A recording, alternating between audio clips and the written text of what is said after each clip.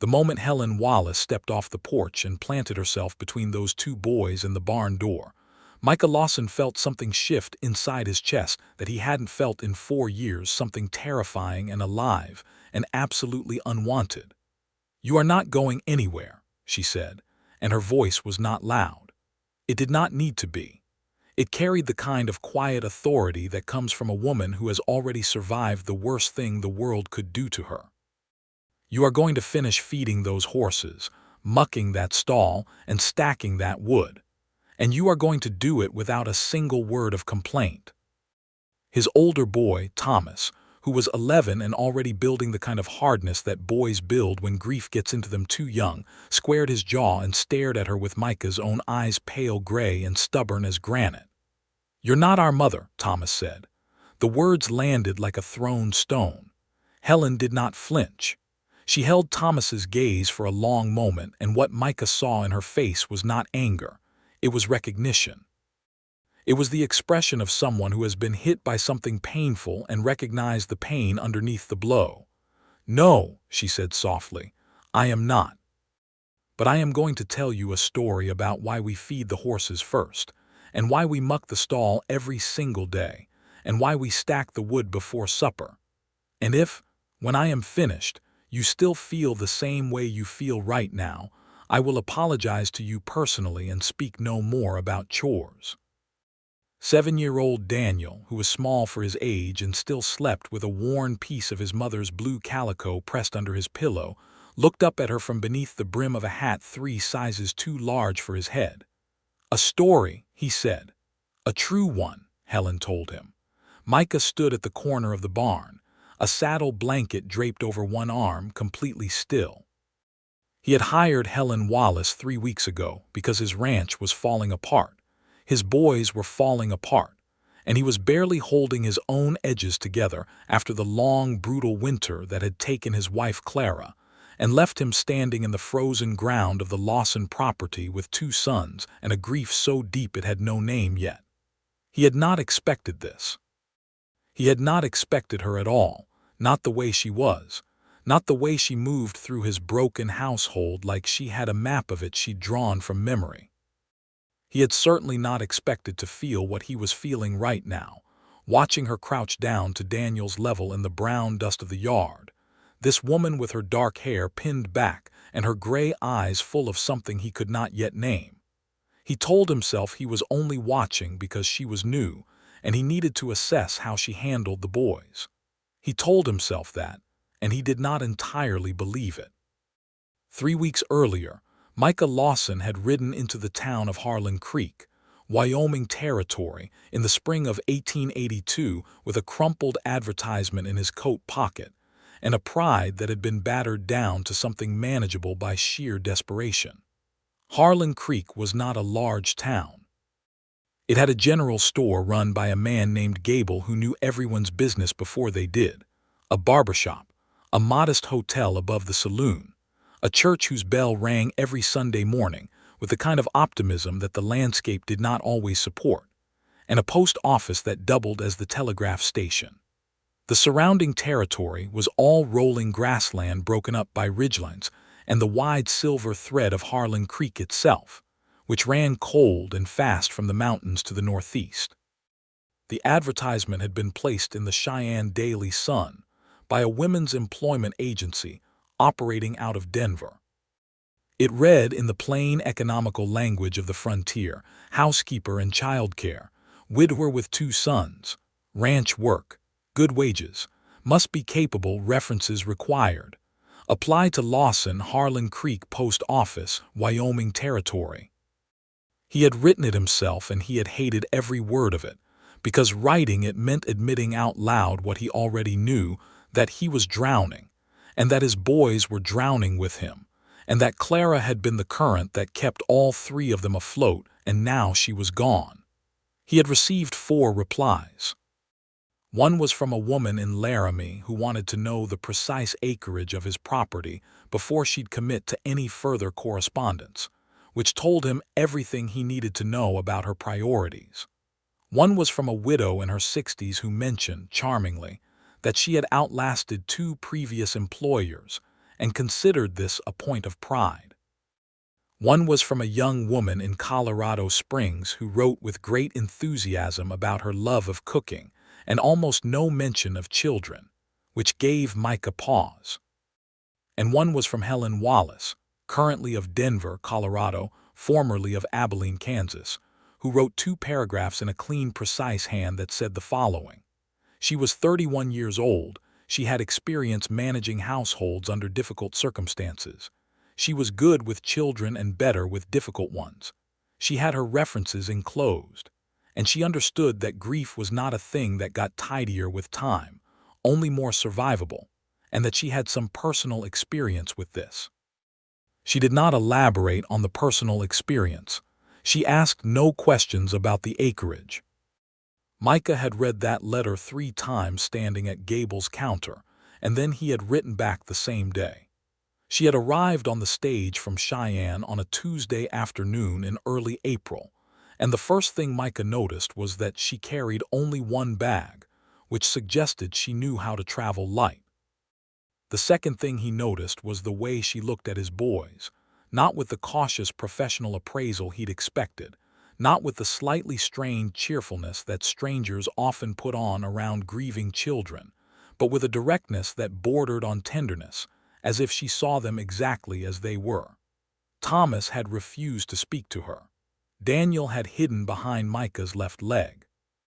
Helen Wallace had said, "You 2 look like you've had a hard season, so we'll get along fine." She had been right mostly.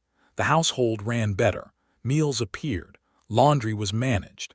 The relentless small chaos of 2 boys without enough structure had been gentled into something that at least resembled a routine. But the chores, the daily chores that Micah had been struggling to enforce since January, remained a battleground. Thomas resented them with a fervor that was clearly not about the chores at all. Daniel followed his brother's lead because Daniel always followed Thomas's lead, because in the absence of their mother, Thomas had become the fixed point that Daniel oriented himself around. And now here was Helen, crouching in the dust in her brown work dress, telling them she had a story. Micah stayed very still and listened. "When I was a little girl," Helen began, and her voice was unhurried and calm as the creek at the bottom of the property, "my family lived on a farm outside Abilene. My father had 3 horses. One was a mare named Biscuit, and one was a gelding named Star, and one was an old draft horse we called General because he was enormous and very serious about everything." Daniel had come forward an inch. Thomas had not moved, but he had not walked away. "Every morning before school, before breakfast even, my father fed those horses. Rain, cold, heat didn't matter, every single morning. And I used to ask him why we had to do it before breakfast, why we couldn't eat first, and he would say the same thing every time." Helen paused. "He would say, 'The animals can't get their own food, Helen. We can, so we go to them first.'" "That's not a story," Thomas said. "That's a lesson." "Give it a moment," Helen said, unruffled. "The winter I was 9 years old, my father got sick. He had a fever that laid him flat for 2 weeks, and my mother was busy nursing him, and my older brother Samuel was away working in Abilene, so the feeding fell to me." Daniel had come all the way forward now. He was standing 2 feet from Helen, listening with his whole small body. "I was tired," Helen said. "I didn't want to get up before sunrise in the cold and go out to that dark barn. I was 9 years old and I was scared and I missed my father being well and everything felt wrong. So one morning I didn't go. I told myself I'd go later. I went back to sleep. The yard was very quiet. Somewhere up on the ridge, a meadowlark called once and stopped. By the time I got to the barn that morning," Helen said, "Biscuit had kicked a board loose trying to get to the water trough. She had hurt her leg. Not badly, she healed, but she was in pain and she was frightened, and it was because I didn't come." Helen let that sit for just a moment. "My father heard me crying from inside the house.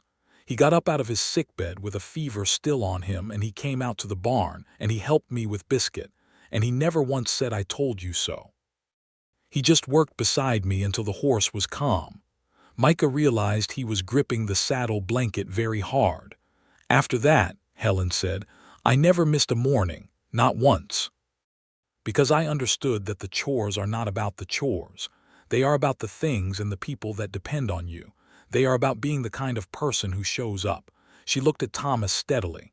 Even when it is hard, even when you do not feel like it, even when everything hurts. Thomas was staring at her. Something in his face had shifted, small, barely visible, but real. The wood, Helen continued. We stack it because in winter, when the cold comes fast like it can out here, a family that has wood stacked is a family that is warm through the night. Your father stacks it so that you are warm. You stack it so the same is true for the ones who come after you that night. And the stall, Daniel asked, almost a whisper. The stall we muck because an animal that lives in filth gets sick. And a horse that gets sick cannot work, and a horse that cannot work means harder days for everyone. We take care of the animal's comfort because their comfort is our survival. It's a circle. She straightened up, brushing dust from her skirt. Every chore on this ranch has a story behind it, a real one. Would you like to know the rest of them? Daniel nodded immediately. Thomas waited 3 full seconds, then gave a single short nod that cost him something. Good, Helen said. Then let's get the barn work done first, and I'll tell you the rest while we work. What happened next was something Micah Lawson would think about for the rest of his life.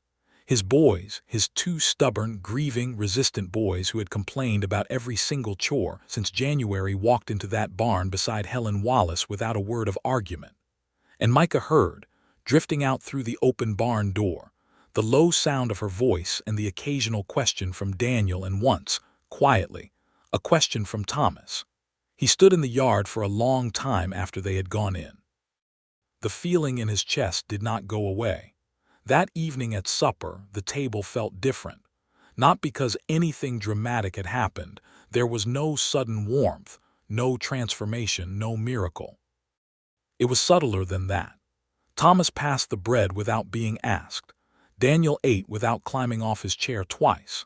Helen served the stew she'd made from the rabbit that Gable's boy had brought by that morning, and she answered Daniel's question about where rabbits went in winter with the same unhurried seriousness that she gave everything, as if no question from a 7-year-old was ever beneath genuine consideration.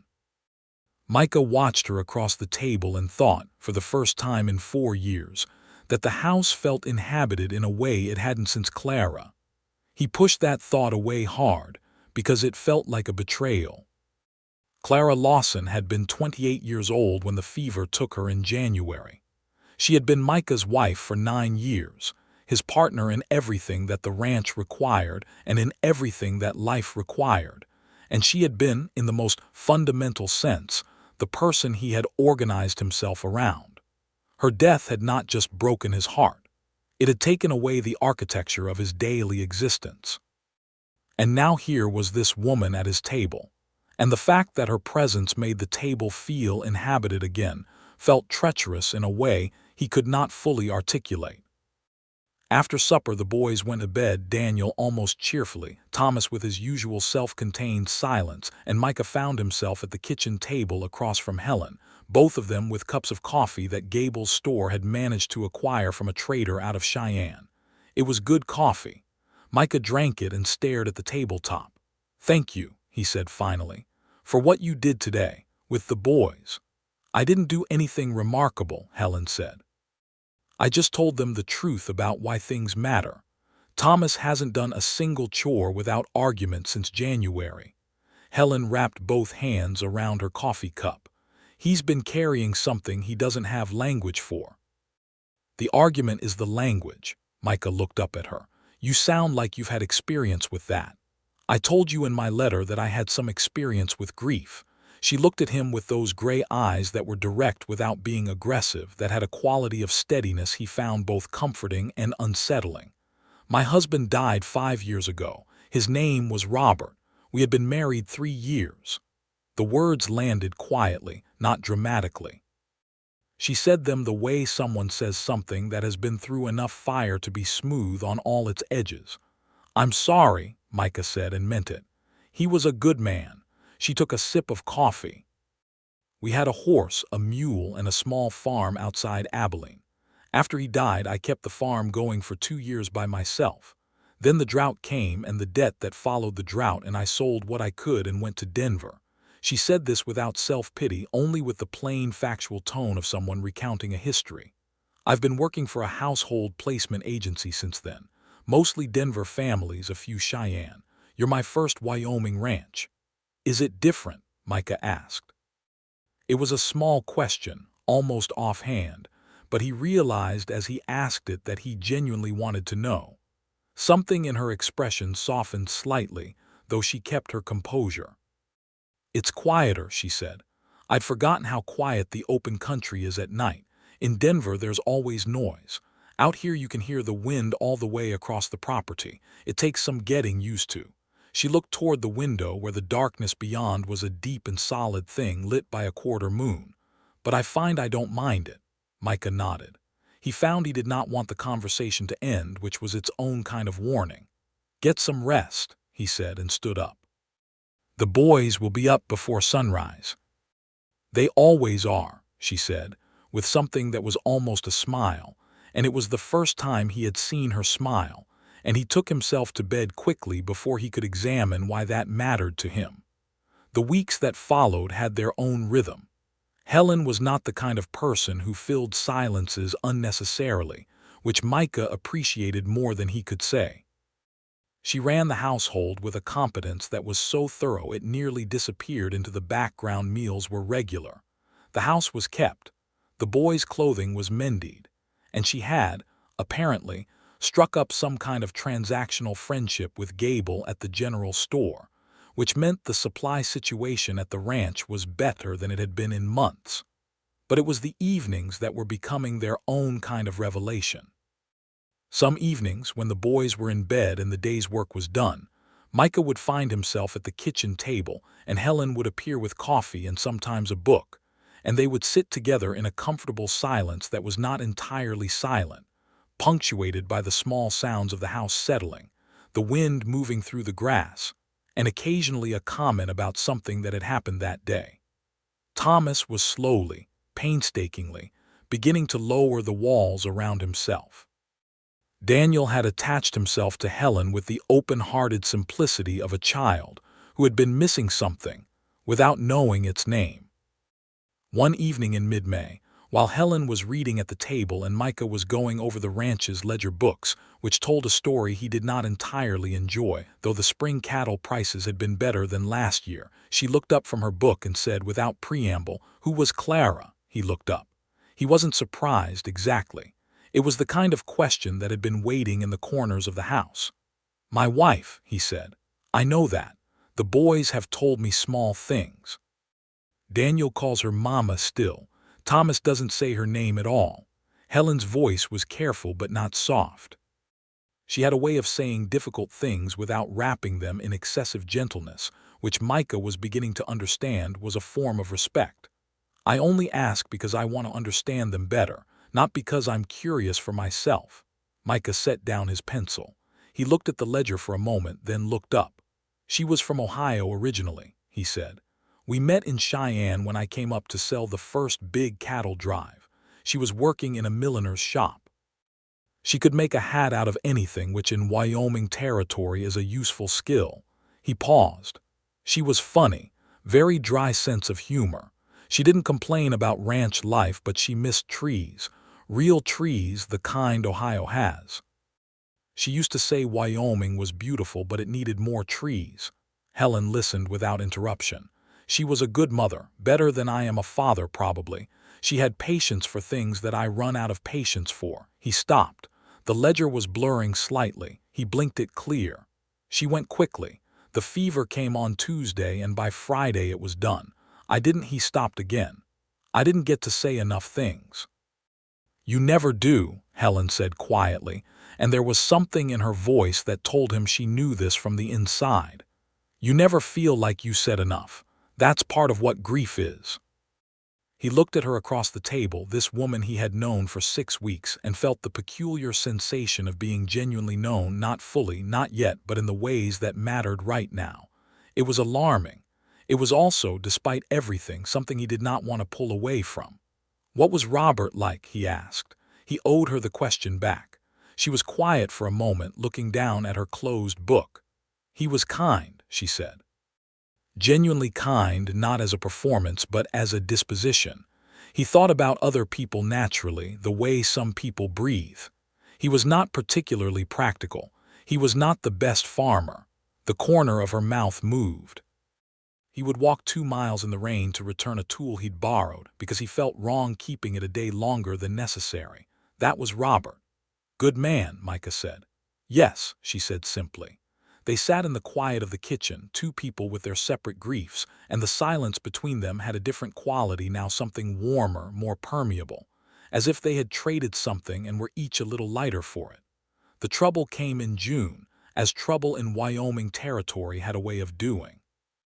A man rode onto the Lawson property on a Thursday morning, which Micah knew immediately was a bad sign, because men who came with good news generally did not ride that hard. His name was Porter Devlin, and he worked for the Cattlemen's Association out of Cheyenne, which meant he worked for the large ranching interests that had been squeezing out smaller operations across the territory for the better part of 3 years. Devlin dismounted in the yard with the easy assurance of a man who considered all land to be roughly his business, and he told Micah, pleasantly and without apparent malice, that there was some question about the eastern boundary of the Lawson property and the water rights to the portion of Harlan Creek that ran through the lower pasture. This was not good news. The lower pasture and its water access were not incidental to the Lawson ranch. They were the thing the ranch was built on. "There's no question about my boundary," Micah said. "I've had papers on that land since 1874. "Papers can be complicated," Devlin said, with the smile of a man who had delivered this exact sentence many times before. "The association's legal counsel would like to review them. I'm sure it'll all get sorted out." Helen was on the porch. Micah did not look at her, but he was aware of her presence the way you're aware of something solid when you're standing near a drop. Devlin tipped his hat to her, looked her over with a slightly too thorough assessment, and rode back out the gate. That evening, after the boys were in bed, Micah spread the land papers across the kitchen table. He had a deed from the Territorial Land Office, a water rights document from 1876, and a survey map that he had paid $20 for in 1877. He knew what they said. He had read them enough times to recite them from memory, but he spread them out anyway, because having the documents in front of him made the problem feel more manageable. Helen sat across from him and looked at the papers without touching them. "He's going to argue the survey," she said. Micah looked at her. "The survey map," she said. "It's the one that's open to interpretation. The deed is clear, the water rights document is clear, but survey maps from the territory can be disputed if the association surveyors produce a counter-survey. It's happened to other ranches. I heard about it in Denver. A man named Calloway lost his lower pasture to a counter-survey dispute 2 years ago." "How do you know about that?" Micah asked. "I was working for a household in Denver whose owner was in the cattle business. I listened." She looked at him steadily. "You need to go to Cheyenne and get in front of a lawyer before Devlin's people get any further, and you need to do it soon. If I go to Cheyenne, that's 5 days at minimum. The spring calving is." "I can manage the ranch for 5 days," she said. "The boys can help. Thomas knows more than he lets on about what needs doing, and I've been learning." He looked at her for a long moment. "Helen, managing a household and managing a working ranch are different, yes, I know, but I managed a farm alone for 2 years. I know what I'm doing well enough to keep things running for 5 days while you go protect your land." She met his eyes and held them. "This ranch is your boy's inheritance. Don't wait." He went to Cheyenne. It was not an easy decision, leaving his sons, leaving the ranch, leaving Helen with what amounted to a significant responsibility. But she was right about the urgency, and on some level he trusted her in a way that he hadn't fully examined yet because examining it felt risky.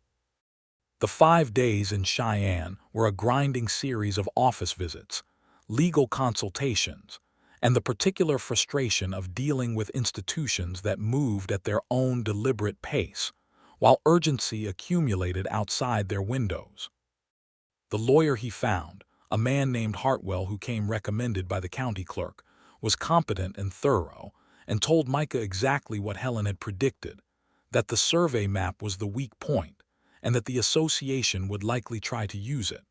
Hartwell filed a counterbrief with the Territorial Land Office and told Micah to expect a hearing within 60 days. It was not resolved, but it was formally contested, which was a different and better thing than leaving it uncontested. When Micah rode back into the yard of his own ranch on a Wednesday afternoon, the first thing he noticed was that the woodpile was twice the size it had been when he left. The second thing he noticed was that Thomas was fixing the hinge on the chicken coop door with a degree of competence that Micah had not previously known his son possessed. The third thing he noticed was Helen, coming out of the barn with a bucket in each hand, her hair mostly down from its pins because the afternoon was warm, and the expression on her face when she saw him quick, unguarded, something that looked very much like relief, that lasted only a moment before her composure reassembled itself. "Everything all right?" she asked. "Better than it was, We had a small situation with one of the heifers on Monday," she said, setting down the buckets. "She got into the south fence. But Thomas helped me get her back in and we patched the fence." She said this matter-of-factly, no drama, no request for praise, just a report. Micah looked at Thomas, who had looked up from the hinge work with a carefully neutral expression. "Good work," Micah said. Thomas looked at him for a moment, then went back to the hinge. But his shoulders had shifted slightly, and Micah recognized it as the involuntary response of a boy who has been genuinely seen. That evening, sitting at the kitchen table after supper with the window open to the warm June air and the sound of the creek distant and silvery, Micah told Helen about the lawyer, the brief, the hearing, all of it. She listened with the focused attention she gave everything, asking precise questions at the right moments about the timeline, about what documentation Hartwell needed, about whether Devlin had made any further contact. When he had finished, she said, "Good. You did the right thing going when you did." "Your advice," he said. "Your ranch," she replied. "I just said what seemed obvious." He looked at her across the table. The evening light through the window was golden and warm, and it did something to her face that he was trying very hard not to notice. "Helen," he said, and then stopped. She waited. "While I was in Cheyenne," he said carefully, "I thought about this ranch. The situation with the association, the boys." He stopped again. "I thought about what it would mean for the boys if we lost the lower pasture, if the ranch couldn't sustain itself." "Yes," she said quietly, watching him, "and I realized that the thing I was most worried about was not the pasture or the cattle." He looked down at the table. "I was worried about coming home to find that it had all been too much, that you had decided it wasn't what you'd signed on for." The kitchen was very quiet. The creek sound drifted through the window. "I signed on for the work," Helen said. "I don't leave when the work gets hard." "I know that," he said. "That's not entirely what I mean." She was still watching him, her gray eyes serious and steady. "I don't know how to say this correctly," he said, with the honesty of a man who has decided that honest fumbling is better than polished dishonesty. "I only know that in Cheyenne I kept thinking about coming back here, not to the ranch, to—" He stopped. "This isn't fair to you. You work for me and this—" "Micah," she said, and something in the way she said his name, the first time she had used it, she had always been careful with Mr. Lawson, stopped him. "I am a grown woman of 31 years. I've buried a husband and managed a farm alone and crossed 2 territories to work a job I didn't have to take. I am quite capable of deciding for myself what is fair to me." He looked at her. "What are you saying?" he asked. "I'm saying that I thought about coming home too," she said simply.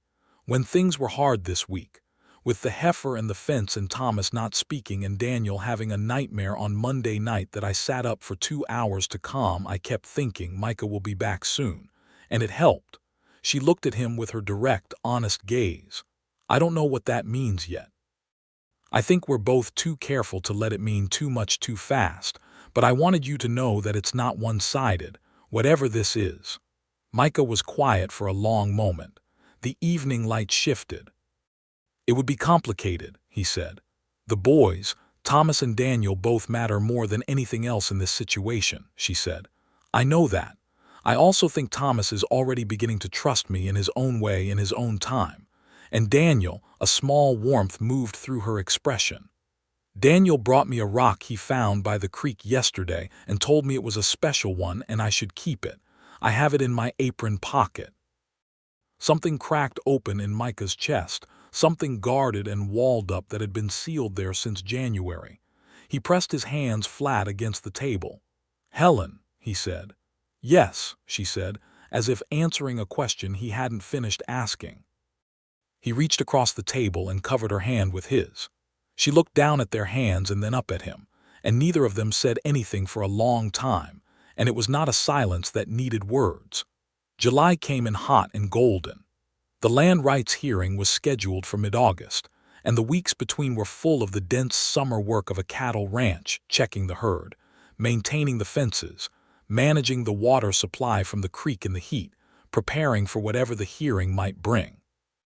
Devlin came by twice more, both times pleasant and threatening in equal measure, and both times Micah dealt with him with a brevity that closed the conversation without escalating it. Thomas had continued his slow, careful opening. He had begun asking Helen questions about the stories behind the chores, which had expanded now into something larger. She knew a story about everything, it seemed. The way certain people carry the world's practical wisdom in them without ever having formally acquired it. Why we mend things rather than throwing them away. Why we keep accounts even when the numbers are uncomfortable. Why we are honest with the neighbors even when honesty costs something. One afternoon, Micah came back from the south pasture to find Thomas and Helen sitting on the porch steps, Thomas with a piece of harness leather across his knees that he was learning to mend, and Helen talking quietly about her father's farm, and the year the crop failed, and what it meant to a family to face that kind of loss together. He stopped at the fence and watched them, and the feeling in his chest was so large and so complicated he had to stand still for a moment just to let it settle.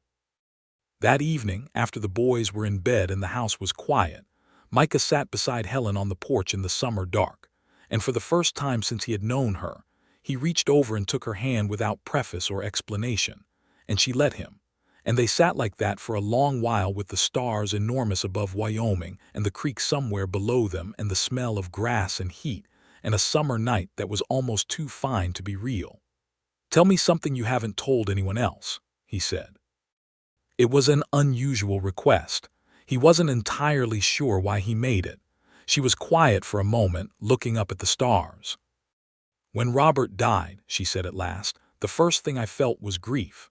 The real grief, the terrible kind. But the second thing I felt, and I have never said this to anyone because it sounds wrong, the second thing was something almost like relief. Not because he was gone, never that, but because I didn't have to be afraid of losing him anymore." She paused. The fear of loss had been there my whole marriage, a low, constant fear, and when the thing I feared happened, the fear itself was gone. She looked at him. "I know how that sounds."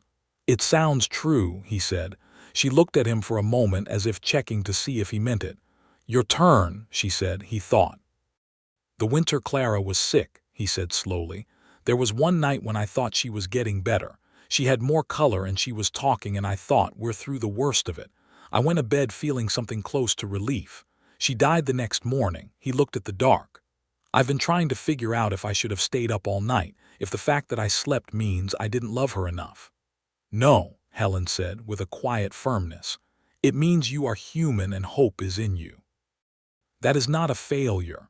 He looked at her profile in the dark, the line of her jaw, the way her hair was loose around her shoulders because it was late and she'd taken it down. "Helen," he said. She turned to look at him. He kissed her, gently without urgency because it was not an urgent thing, it was a careful thing, a deliberate thing, the kind of thing that takes weeks of slow approach to arrive at. She was still for one breath and then she kissed him back with the same quality of care, and when they broke apart neither of them moved away. "This changes things," he said quietly. "Yes," she agreed. "I need you to know." He stopped and organized the words. I am not looking for someone to replace Clara. This is not that. I know, she said, and I'm not looking for a replacement for the life I lost. I know what this is. She looked at him with her steady gray eyes. This is new. It's its own thing. Yes, he said, that's exactly it. She leaned her head against his shoulder and he stayed very still, as if the wrong movement might break the extraordinary fragility of this particular moment. The Wyoming stars burned on overhead, indifferent and magnificent, and the night held them both in its warm quiet. The land rights hearing took place on August 15th in Cheyenne, in a formal office that smelled of paper and the particular dusty authority of territorial government. Micah was there with Hartwell on his right side. The association had sent a lawyer named Kress who was well-dressed and had the manner of a man who won often enough to expect it. Helen had insisted on coming. 2 sets of ears, she'd said. And if you need to make a decision quickly, I want to be there to think it through with you. He had not argued. He had arranged for Gable's wife to look after the boys, which Thomas had accepted with only minimal protest, which meant Thomas had come a long way. The hearing was 3 hours of dense legal argumentation that Micah largely followed and occasionally lost, but Hartwell was good, thorough, and precise. And the counter-survey that the association produced was, as Hartwell had anticipated, based on a starting point that differed from the original survey by approximately 40 yards, which was legally significant but factually unfounded. In the end, the territorial commissioner sided with Micah's original deed and survey. The lower pasture and the creek water rights remained with the Lawson Ranch. When they walked out of the office and into the Cheyenne afternoon, Micah stopped on the steps and breathed. It was an involuntary thing, the breath of a man who has been holding himself together under pressure and can finally let the structure relax. Helen stood beside him. After a moment, she put her hand in the crook of his arm. "It's done," she said. "It's done," he agreed. He looked at her on the steps of that Cheyenne building, the sun full on her face and a look of quiet satisfaction in her eyes, and he thought about the fact that 3 months ago she had been a stranger with neat handwriting and 2 clear paragraphs, and now she was the person he most wanted beside him in any important moment. And he was done pretending that was a complicated thing. He covered her hand with his. "When we get back," he said, "I'd like to speak with you about something serious." She looked at him with those calm gray eyes. "How serious?" "Marriage serious," he said, without dramatics, without a rehearsed speech, just the words. Something moved through her face, surprise first, then something larger, something she brought under control before it could become too visible, but he saw it. "We should get back to the boys first," she said. "Yes," he said, "but is there an answer in the vicinity?" She was quiet for exactly 3 seconds. "The answer," she said, "is in the vicinity," he smiled. It was the first full smile she had seen from him, not the contained, careful ones he occasionally produced, but a real one that reached his eyes and changed his face entirely. And she looked at it and felt something break loose inside her that had been very securely tied down for a long time. They rode back to Harlan Creek the next morning. The country was gold and green in the August heat, the sky that particular Wyoming blue that exists at no other latitude, and the road was dry and good. And they talked, not about anything momentous, but about everything. Thomas and Daniel, the ranch's autumn plans, the letter she'd gotten from her sister in Abilene that she'd been meaning to answer, a book she'd been reading about the settlement of the territory that she wanted to discuss with him. Small talk that was not small at all, because it was the talk of 2 people who are building something together and testing how it feels in real time. When they came up the road to the ranch and Gable's wife met them at the gate, Daniel ran out from behind the house and threw himself at Micah with the uncomplicated physical affection of a 7-year-old, and then detached from his father and attached to Helen with equal force. "We behaved," Daniel announced. Mostly, Thomas confirmed from the porch, with something approaching dry humor, which was so much his father's tone that it made Helen's chest ache pleasantly. That evening, after supper and after the boys were settled, Micah spoke to Helen in the kitchen in the plain, direct way that was his way, telling her what he had been thinking, what he was hoping for, and what he understood this would mean for the boys, for the ranch, for both of them and their respective griefs and histories. He did not make promises he couldn't keep. He did not dress it up with language that wasn't his. He told her the truth. She listened the whole way through, and then she said yes. They were married in September in the Harlan Creek Church on a Saturday morning, with the early autumn air cool and clean, and the mountains in the distance, showing the first suggestion of winter at their peaks. The ceremony was small Gable and his wife, Hartwell, who had come down from Cheyenne, and a few of the neighboring ranching families who had known Micah long enough to understand what this meant. Helen wore her best dress, which was a deep blue-gray that matched her eyes almost exactly, and she had flowers from the creek bank in her hair. Thomas stood beside his father during the ceremony. He had been quiet the night before, and Micah had sat with him in his room and asked him directly how he was feeling, and Thomas had said, after a long pause, "She's not Mama." And Micah had said, "No, she's Helen. And Helen is her own person who is already part of this family in her own way." Thomas had thought about that for a while and then said, "She knows the story behind everything." And Micah had said, "Yes, she does." And Thomas had not said anything more. But when he stood beside his father at the altar, his expression was serious and present in a way that meant he was there fully, not just in body. Daniel stood next to Helen and held her hand during the entire ceremony, and had to be gently guided to let go for the specific moment that required it, which made Gable's wife laugh quietly behind her handkerchief. They exchanged plain gold bands. The rings had come from a jeweler in Cheyenne, and they were simple and good. When the minister pronounced them married and Micah kissed his wife for the first time in front of witnesses, something in the small church went very quiet and then, as if exhaling, very warm. That night, after the boys were asleep and the house was still, Helen stood at the bedroom window with the night air coming through, and Micah came and stood behind her, his hands on her shoulders. "How do you feel?" he asked. She considered this honestly, the way she considered everything. "Like I am exactly where I should be," she said, "which is a feeling I have not had for a long time." He turned her around and looked at her face in the dark, the pale line of her cheek, the steady gray of her eyes, and felt, for the first time in 9 months, something that was not grief's shadow but its own clear light. "Helen Lawson," he said, testing the name. She looked at him. "Yes," she said quietly. He drew her close, and the house held them in its autumn quiet, and the creek ran on below the pasture, and the mountain stood in the dark outside, and everything that had been broken was not repaired. It was not that simple. Grief is never that simple. But it was held together by two people who had chosen each other with clear eyes and full knowledge, and that was its own kind of wholeness. The autumn deepened into the rich amber and brass of a Wyoming October. The cattle were driven down from the summer range, the hay was stacked, the root cellar was filled. Thomas worked beside his father with the increasing competence of a boy becoming something more, asking questions about the cattle business and the land and the machinery of the ranch, with an interest that Micah had been hoping to see for years.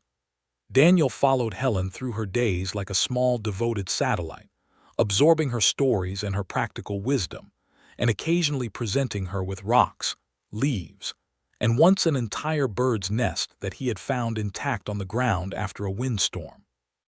Helen learned the ranch. She learned it the way she learned everything, methodically, attentively, without pretending to know what she didn't.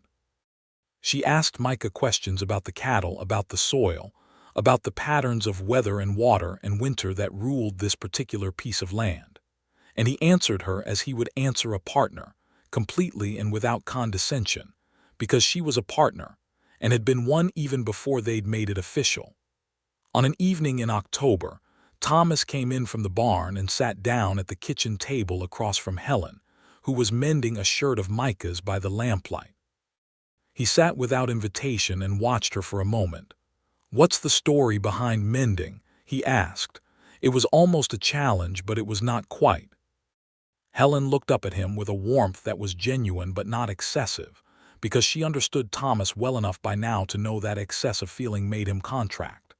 "My mother," she said, "used to say that mending is about choosing to keep things rather than discard them.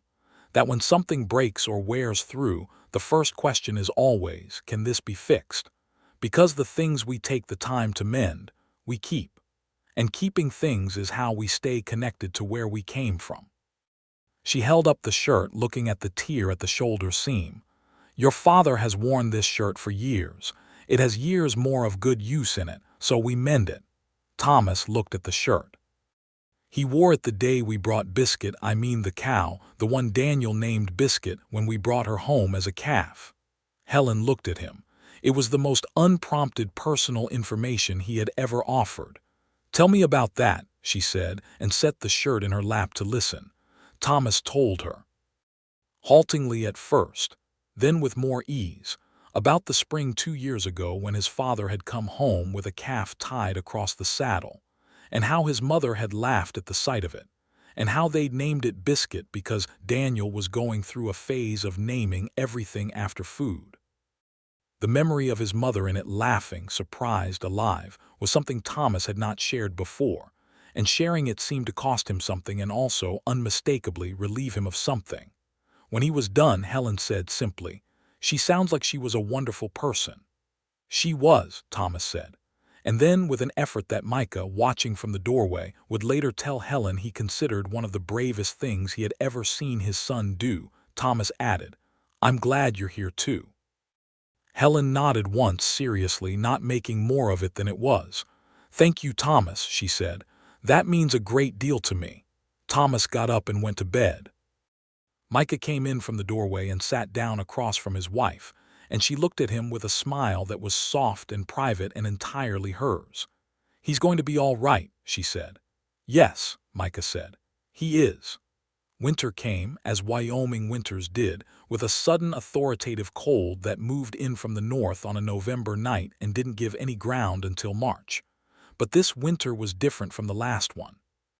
The house was warm, the wood was stacked deep and wide, because Helen had made sure of it through the entire autumn. Meals were regular and good. The boys had their routines, understood now not as obligations but as the connective tissue of a working life, the stories behind each chore having made them make sense in a way that pure instruction never quite could. On Christmas morning, the snow was deep, and the sky was a clear, brilliant blue that happened sometimes after the heaviest snowfalls, as if the world were showing off. Helen had made gifts, a new pair of riding gloves for Micah, knitted through the evenings when he thought she was reading, a carved puzzle she had ordered through Gables for Daniel, a copy of a book about natural history that she had acquired through Hartwell's contact in Cheyenne for Thomas, who had been showing signs of an intellectual curiosity that needed feeding. Micah gave her a length of fine wool from the Cheyenne dry goods, deep green, enough for a proper dress. And from the boys, Thomas handed her a small wooden box that he had made in the barn over several weeks with Micah's help. Inside was a folded piece of paper with a list in Thomas's careful, still-forming handwriting. She unfolded it and read. It was the chores, all of them, with one line beside each chore, not the full story, just a line. Feed the horses first because they can't feed themselves. Muck the stall so they stay healthy. Stack the wood so we are warm through the night. Mend the clothes because keeping things matters. Keep the accounts because honesty with numbers is honesty with ourselves. Below the list, in smaller writing, Thomas had added, "These are the ones Miss Helen told us. We know the stories now." Helen read it twice. Then she folded it carefully and put it back in the box and closed the lid, and she looked at Thomas with her gray eyes fully bright in a way she usually kept contained. "This is the best thing anyone has given me," she said, and she meant it entirely. Thomas went slightly red and looked at the floor, but he was fighting a smile. In January, just past the 1-year mark of Clara's death, Micah found Helen at the kitchen window late one evening. She was not distressed. He had learned to read her well enough to know the difference between her quiet grief and her reflective quiet, but she was somewhere else. Thinking about Robert. He asked because they had built enough trust between them that he could ask. And about Clara, she said, this time of year for you. He came and stood beside her. She would have liked you, he said. That is not a complicated statement. She was a good judge of people, and she appreciated women who didn't perform their strength. You are the least performative person I have ever met.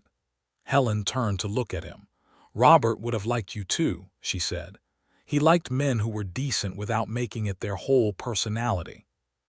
Micah made a small sound that was almost a laugh, and it was the right note for the moment, not minimizing the grief, but finding together the small human absurdity that lives inside even the most serious things. We carry them with us, Helen said. Yes, he said, and we keep living. Yes, she agreed. He put his arm around her and she leaned against him, and they stayed at the window for a long while, looking out at the winter dark and the pale glitter of snow and the stars that burned on and on above everything, over the grief and over the love and over the ranch and over the future that was, slowly, improbably, with great stubbornness and care, being built. Spring came again, the second spring of Helen's time on the Lawson ranch, but the first as Helen Lawson, and it arrived with the specific exhilaration that Wyoming spring carries, that sense of everything unlocking at once, the creek running fast and clear, the grass coming up green through the brown, the cattle restless and newly energetic in the warmer air. In April, Helen told Micah that she thought she was expecting. She told him plainly, as she told him everything, and watched his face very carefully while she did. He was quiet for a moment. Then he crossed the kitchen and took both her hands in his and looked at her with an expression so unguarded that she had to absorb it slowly. Are you well? He asked first, because that was Micah, the practical question that contained the emotional one inside it. Yes, she said. I feel well, better than I would have expected, actually. He held her hands for a moment longer and then he said, I can't, and stopped and started again. I want you to know that whatever you need, Micah, she said gently. I'm trying to say that I'm happy, he said, slightly undone. And that I know I know it comes with all kinds of, I know what it comes with, she said. I know what this means at my age in this place. I'm not afraid, she looked at him. I'm happy too. He pulled her close and held her carefully, as if recalibrating what it meant to hold her now, and she pressed her face against his shoulder and let herself be held. And outside the window, the Wyoming spring moved through the grass like something alive and certain. Thomas found out 2 days later because he overheard Micah and Helen talking in the kitchen in the early morning before the boys were supposed to be up. He appeared in the kitchen doorway with his hair standing up on one side and looked at both of them. Is it true? He asked. Micah and Helen looked at each other. Yes, Micah said. Thomas was quiet for a moment, processing this with his characteristic interior seriousness. Will it be a boy or a girl? He asked. We don't know yet, Helen said. Daniel's going to want a girl, Thomas said. Why? Helen asked. Because he wants to name it something. He's been running out of things to name. Biscuit the cow, Rock, that's the rock he gave you, the 2 barn cats. Thomas looked thoughtful. He'll want to name it something about food, probably. There was a moment of pure and complete laughter at the kitchen table, all 3 of them, Thomas included, which was one of the sounds that Micah later cataloged among the finest sounds he had heard in his life. Daniel, informed at breakfast, was indeed enthusiastic, and proposed the name Pudding, which was declined gently but firmly, and he spent the next several weeks offering alternatives that ranged from the charming to the genuinely inexplicable. The months of Helen's pregnancy moved in the full productive rhythm of a working ranch. Thomas was now 12 and genuinely useful. He could manage several of the lighter cattle tasks. He could ride out to check the south fence on his own, and he had developed what Micah recognized as a real feel for the land, an instinct for when things were right and when they weren't. Daniel had turned 8 in March and had acquired, under Helen's patient tutelage, a working knowledge of the kitchen garden and a genuine interest in how things grew. Devlin had not come back. The association had moved on to easier targets, as organizations of that kind tend to do when they encounter principled resistance and actual legal documentation. The ranch was stable. The cattle numbers were good, better than good, the best they'd been since before Clara's illness. And the lower pastures' water access, properly documented and defended, had proved to be the foundation on which a very solid cattle operation could be built. On a September evening in 1883, in the bedroom of the Lawson Ranch house, with Gable's wife acting as midwife and Micah in the kitchen wearing a path in the floorboards, Helen brought a boy into the world.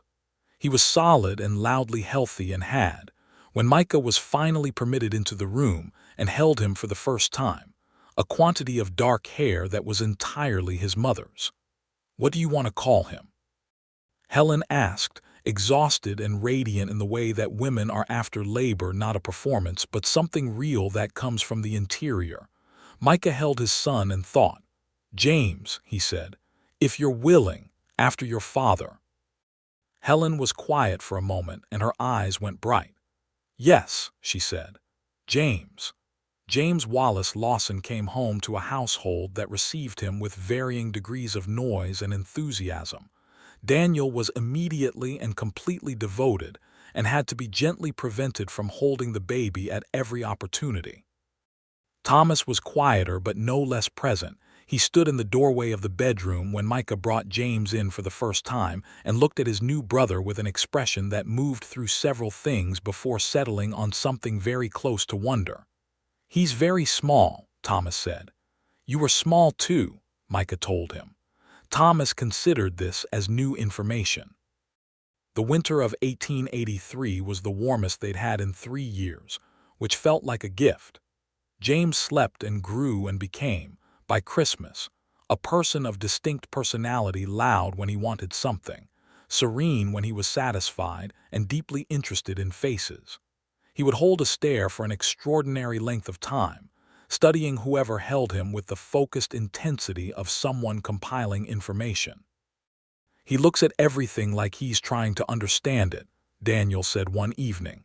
"He's a Lawson," Thomas said, with a kind of familial pride that was so genuine it was almost funny. Helen heard this from the kitchen and thought about how far Thomas had come from the boy on the porch who had said, "You are not our mother." She had never required him to call her by any particular name, had never pushed for an emotional role he wasn't ready to grant her. She was Helen, and that was enough, and he had arrived in his own time at a place where that was also a form of love. On a Sunday evening in February 1884, with James asleep in his cradle and Daniel occupied with his natural history book, a second volume that Micah had gotten for Christmas, and Thomas working on a piece of leather craft at the table with a focus that blocked out the rest of the world, Micah sat beside his wife at the kitchen table with their coffees and looked at his household. He looked at it for a long time, at the lamplight on his son's faces, at the baby asleep in the warm corner, at Helen beside him, her hair down, reading her own book, one foot tucked under her in the chair in the way she had when she was comfortable. "Helen," he said softly. She looked up. "I want to tell you something." She set her book down. "When I put that advertisement in the newspaper," he said slowly, choosing the words with care, "I was looking for help, that's all. I was not looking for any of this. I wasn't capable of looking for this. I want you to know that I understand what it means, what you walked into and what you chose to become part of." He looked at her. "I am not capable of fully articulating what you have given back to this family. But I want you to know that I know." Helen looked at him for a long moment. "You gave it back to yourself," she said. "I only helped with the carrying." "No," he said quietly and firmly, "that's too modest. Don't be too modest about this." She looked at him, and for once she let herself receive the thing fully, without immediately turning it around or qualifying it. She let it be what it was. "All right," she said softly. He reached over and took her hand on the table between them, and she turned her hand over and held his back. And across the table, Thomas looked up from his leatherwork and looked at them for a moment with his father's gray eyes and his own quiet, particular expression, and then looked back down at what he was doing. And the house was warm, and outside the February cold was doing what it did. And inside there was lamplight and coffee, and the small sounds of a family at ease with itself. And James breathed in his cradle, and Micah Lawson held his wife's hand across the kitchen table of the ranch he had built, on the land he had defended, in the life that had broken and reformed into something he had not known to hope for. Spring came and summer and another autumn. James took his first steps across the kitchen floor in October 1884, 14 months old and furiously determined, and fell into Thomas's surprised arms. And Thomas caught him with the instinctive competence of a big brother, which he was. Daniel celebrated this by proposing they name whatever was to come next Biscuit Jr., which everyone declined, though with affection. There was indeed something to come next. Helen told Micah in November 1884 with the same directness she'd used the first time, and he responded with the same uncomplicated joy overlaid on genuine care for her. And the household absorbed this news with the settled confidence of a family that had done this before and knew how to hold it. Their daughter was born in July 1885, and she was named Clara Ann Lawson, the first name for the woman who had come before and who was still part of this family, the second for Helen's mother who had taught her to feed the horses before breakfast and to mend the things that could still be useful. It had been Helen's suggestion, unprompted, and Micah had gone still for a moment and then looked at her with something too large to fit in an expression. "You don't have to do that," he'd said. "I know," she'd said. "I want to." Clara was Thomas and Daniel's mother. "She is part of this family. Our daughter can carry her name and carry mine too, and it doesn't diminish anything. It honors what was." Thomas, when told the name, looked out the window for a long time. Then he said, "That's right, 2 words." But Thomas's 2 words. Clara Ann was, from the start, a personality of force. She was louder than James, more opinionated than Daniel had ever been, and had the particular stubbornness that seemed to run in both her parents in equal measure. She also had, from approximately 3 months old, a capacity for sudden, enormous smiles that had the effect of stopping everyone in the room. Daniel immediately named her Bear, which stuck as a household nickname with an inevitability that no one had entirely planned. The ranch grew. Micah extended the herd cautiously, in the measured way of a man who had learned not to overextend. And by 1886, the Lawson operation was well regarded in Harlan Creek. Not the largest, not the most dramatic, but solid and well managed and known as a place that paid its debts, kept its fences, and treated its animals well. Micah had hired 2 hands by then, brothers named Ests from over by Laramie, and Helen managed the supply and accounts with a competence that Micah had come to rely on as completely as he relied on the land. Thomas, at 15, had the quiet authority of a boy becoming a young man on his own land, and he worked alongside his father with an easy partnership that was one of Micah's greatest satisfactions. He had read the natural history book and then asked for books on geology, which Hartwell's Cheyenne Contacts produced, and then books on cattle science, which surprised everyone and delighted no one more than Micah. Daniel, at 11, was his mother's son in personality, observant, interested in everything, with a gift for connecting with people that expressed itself in the unlikely friendship he'd struck up with Gable's youngest daughter, a serious girl named Marta who was his age, and shared his interest in the creek's plant life.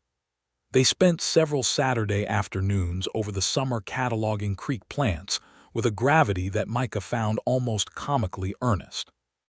On a September evening in 1886, with the light going gold and long across the pasture, and the cattle sound carrying up from the lower field and James toddling around the porch with Clara Ann in her father's arms watching him, Helen came and stood beside Micah at the porch rail and looked at it all. "What are you thinking?" he asked her. "I am thinking," she said, "that when I answered your advertisement, I was 31 years old and I had been living very carefully for 5 years. Not unhappily, but carefully, taking up as little space as possible, making sure I was needed without making sure I was known." She looked at the field, the cattle, the sons, their sons, and the wild sweep of the Wyoming evening. I did not know that this was out here. Neither did I, he said. She leaned against him and he put his arm around her, Clara Ann between them drowsing against his shoulder, and the evening poured its light over everything. Do you remember, she said, the first thing I said to Thomas, when he told me I was not his mother? Yes, Micah said. You told him you had a story about every chore. I was terrified, she said quietly. I had no idea if it would work. I just knew that he needed the why of things, not the what. That the argument was not about the chores. She looked up at Micah. Children who are grieving do not need more rules. They need more meaning. They need to understand why the things that are asked of them matter. You knew that then, he asked.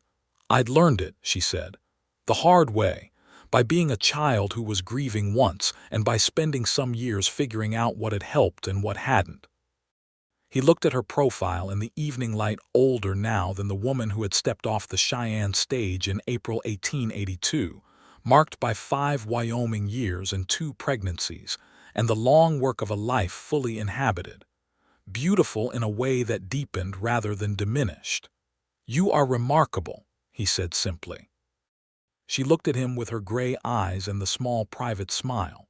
Don't be too romantic, she said. It makes me suspicious. He laughed, the full, real laugh that she had worked her way down to, through the grief and the walls and the careful propriety of those first months. The laugh that was entirely his, that she had the specific pleasure of being the person who produced it. Helen Lawson, he said. Yes, she said. I love you, he said, plainly, without architecture. She looked at him for a moment in the full Wyoming evening, with their daughter between them and their sons at play, and the whole improbable, hard-won, deeply real life they had built laid out before them in light. I love you too, she said. I have for a long time. He kissed her, and Clara Ann, unimpressed, made a disgruntled sound and reached for Helen's hair, and that made them both laugh again, which woke the baby properly, and James came running from the end of the porch to see what was funny, and Daniel and Thomas heard the noise from the yard and looked up. It was, in every sense that matters, exactly what a life should look like. In the autumn of 1887, Thomas turned 16 and began talking in serious terms about his future with the ranch. He had ideas, careful, well-considered ideas about improving the cattle bloodlines, about the water management of the lower pasture, about what the ranch could look like in 10 years. He sat down with his father at the kitchen table on a Saturday evening and presented these ideas with the composed seriousness of someone who has thought about them for a long time. Micah listened to every word, and then he said, "When you're ready, we'll make you a partner in this operation. Equal partner." Thomas was quiet for a moment, absorbing this. "I'm ready," he said. "Not quite yet," Micah said, "but close."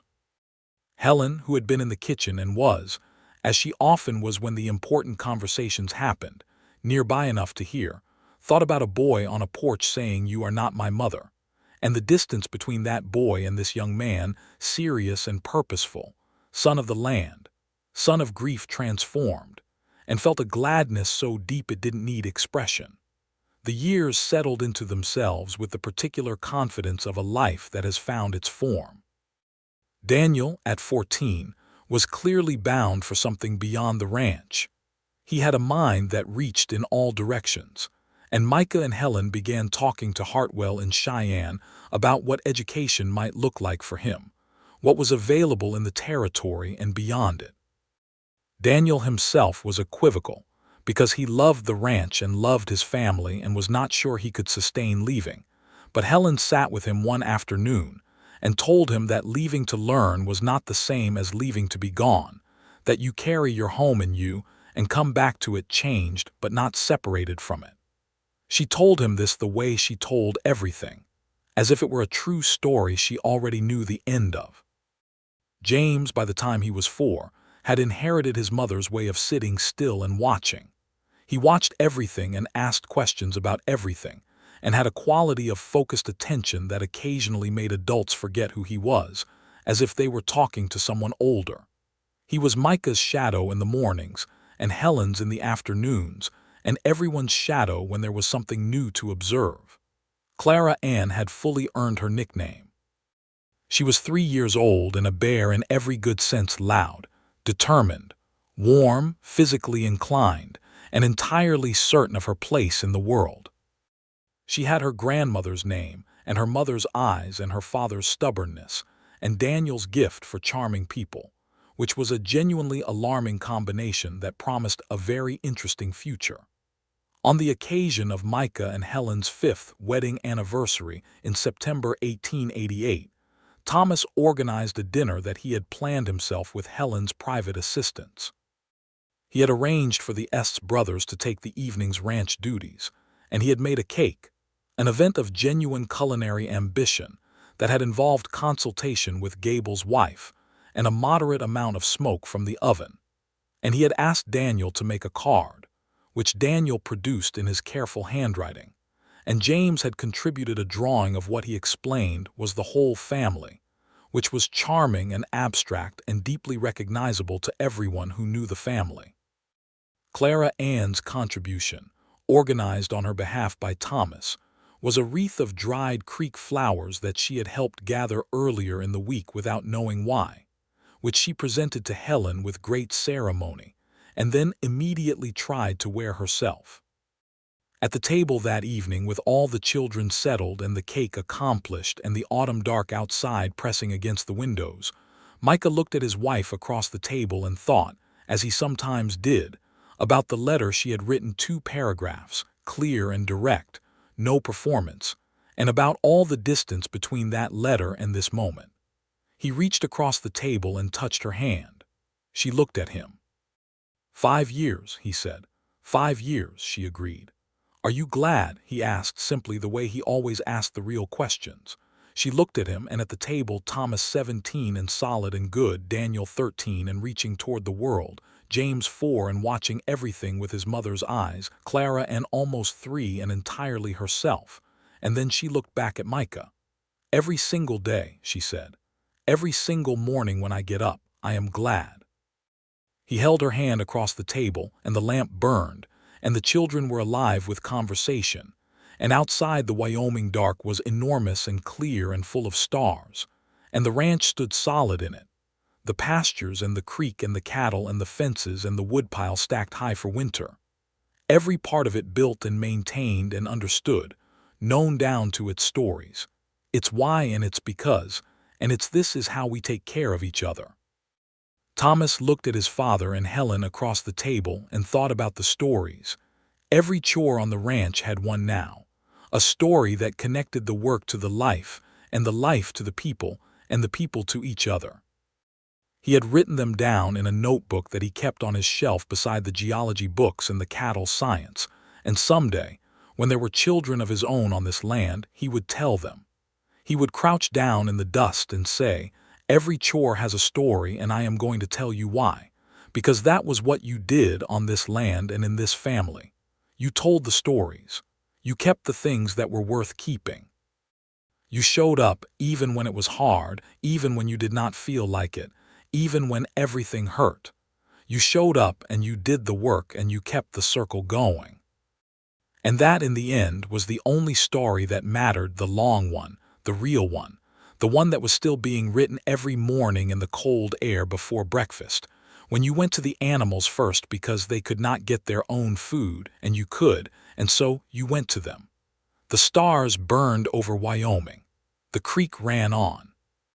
The Lawson Ranch stood in its valley, full of light and life and all its accumulated years, and inside it, Helen Wallace Lawson sat at her kitchen table with her husband's hand in hers, and the children's voices rose and fell in the warm lamplight, and everything that had been broken had found its way into something whole, and the whole of it was good, and it was enough, and it was more than enough. It was everything.